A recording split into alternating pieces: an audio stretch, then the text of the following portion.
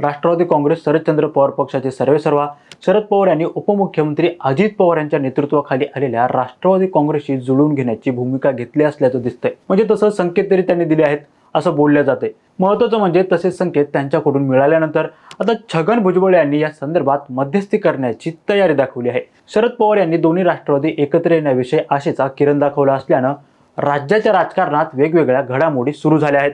आता नेमकं घडलंय तरी काय, का आणि कोणते संकेत देण्यात आले या संदर्भात या व्हिडिओच्या माध्यमातून जाणून घेऊयात। नमस्कार, मी निरंजन आणि तुम्ही पाहताय इन्फोवारी।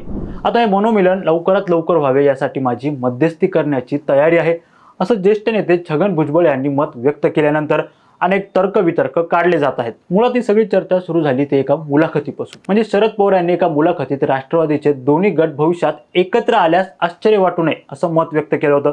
आता भविष्यात राष्ट्रवादीचे दोन्ही गट एकत्र आल्यास आश्चर्य वाटणार नाही आणि आता याचा निर्णय राष्ट्रवादीच्या नव्या पिढीतल्या नेतृत्वाने घ्यायचा आहे। मी आता त्या निर्णय प्रक्रियेतून काहीसा बाजूला झालो आहे। आमची मंडळी विविध पक्षात विभागली गेली असली तरी ते विचाराने एक आहे। आमचे दिल्लीतले खासदार देखील एकाच विचाराचे बांधले गेलेले आहेत असं अत्यंत सूचक आणि महत्त्वाचं वक्तव्य शरद पवार यांनी व्यक्त केले। आता साहजिकच त्यांच्या या विधानामुळे राष्ट्रवादीचे दोन्ही गट लवकरच एकत्र येण्याची शक्यता व्यक्त केली जात आहे। विशेष म्हणजे या सगळ्या पार्श्वभूमीवर छगन भुजबळ यांनी मध्यस्थी करण्याची भूमिका घेतल्यानं याकडे सिरियसली पाहिलं जाते। छगन भुजबळ याबाबत असं म्हणाले की शरद पवार यांनी दोन्ही राष्ट्रवादी एकत्र येण्याविषयी आशेचा किरण दाखवला आहे।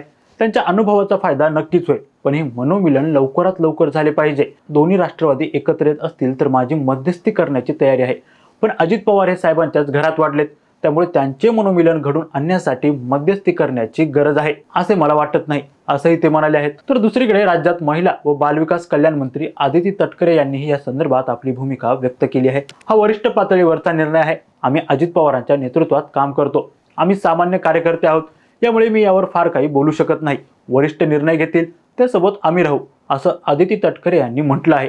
म्हणजेच एका प्रकारे एकत्र येण्यासाठी ही सगळी बीज पेरणी केली जात असल्याचं बोलल्या जात आहे। अत्यंत महत्त्वाची गोष्ट म्हणजे अजित पवार यांच्या पक्षासोबत जाण्याची शरद पवार गटाचे सोलापूरचे नेते चांगलेच सकारात्मक असल्याचं दिसतंय।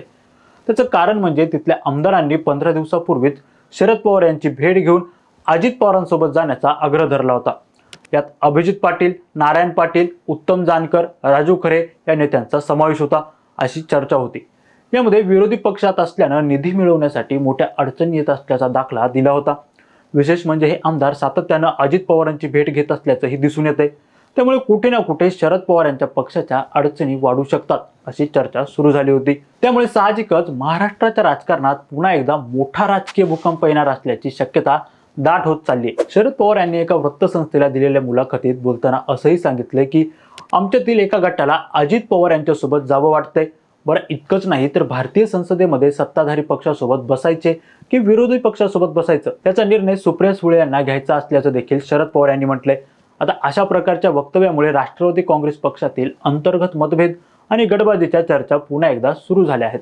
त्यामुळे शरद पवार यांच्या या वक्तव्यामुळे आता महाराष्ट्राच्या राजकारणात पुन्हा एकदा भाकरी फिरू शकते असं दिसतंय। याआधीही डिसेंबर 2024 मध्ये अजित पवार यांच्या नेतृत्वाखाली काम करणाऱ्या गटाने शरद पवार यांच्या गटातील 8 पैकी 7 खासदारांना आपल्याकडे येण्याची ऑफर दिली होती, पण या प्रस्तावाने शरद पवार नाराज झाले होते आणि त्यांनी अजित पवार यांच्या गटातील वरिष्ठ नेत्यांना अशा प्रयत्नांपासून दूर राहण्याचा इशारा दिला होता।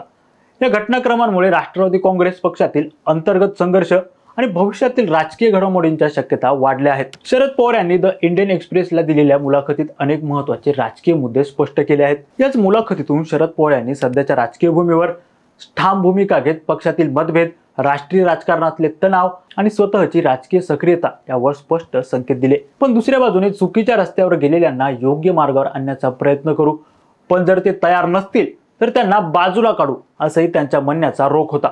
संसदेमध्ये सत्ताधारी की विरोधी बाकावर बसायचं याचा निर्णय सुप्रिया सुळे घेतील असे त्यांनी सांगितले। ती संसदेमध्ये आहे, निर्णय तिने घ्यायचा आहे असा विश्वास त्यांनी व्यक्त केला। सोबतच शरद पवार असंही म्हणाले की जनतेला मोदींना पर्याय हवा आहे, पण विरोधक ते देऊ शकलेले नाहीत। त्यांनी हे विरोधकांच्या कमकुवत नेतृत्वावर आणि समन्वयाच्या अभावावर वक्तव्य केलंय। दुसरी गोष्ट म्हणजे सरकारने राज्यांशी चर्चा न करता 3 कृषी कायदे जबरदस्तीने लादलेत। कृषी क्षेत्र दिल्लीमध्ये बसून चालवता येत नाही असा दावा देखील त्यांनी केला आहे। हे सगळं सांगत असताना त्यांनी मी ना थकलोय ना निवृत्त झालोय असं म्हणून नवी गुगली टाकली असल्याचं बोलले जाते। पक्षाचे कार्यकर्ते आणि लोकांशी संवाद सुरू ठेवण्याचा निर्धार देखील त्यांनी व्यक्त केला. सोबतच RSS प्रमुख मोहन भागवत यांच्या म्हणण्यावर भागवत यांच्या देवता पुरुष संदर्भातील विधानांवर बुद्धिमान लोकांनी याची दखल घ्यावी अशी टिप्पणी शरद पवार यांनी करून सिक्सर मारलाय. त्यामुळे आता आगामी काळात नेमकं काय होतं हे पाहणं अत्यंत महत्त्वाचं ठरणार आहे. या प्रकरणाकडे तुम्ही कोणत्या दृष्टिकोनातून पाहता हे कमेंट करून नक्की सांगा आणि आमचं चॅनल इन्फॉरीला लाईक, सबस्क्राईब आणि शेअर करायला विसरू नका. तुर्तास खूप खूप धन्यवाद.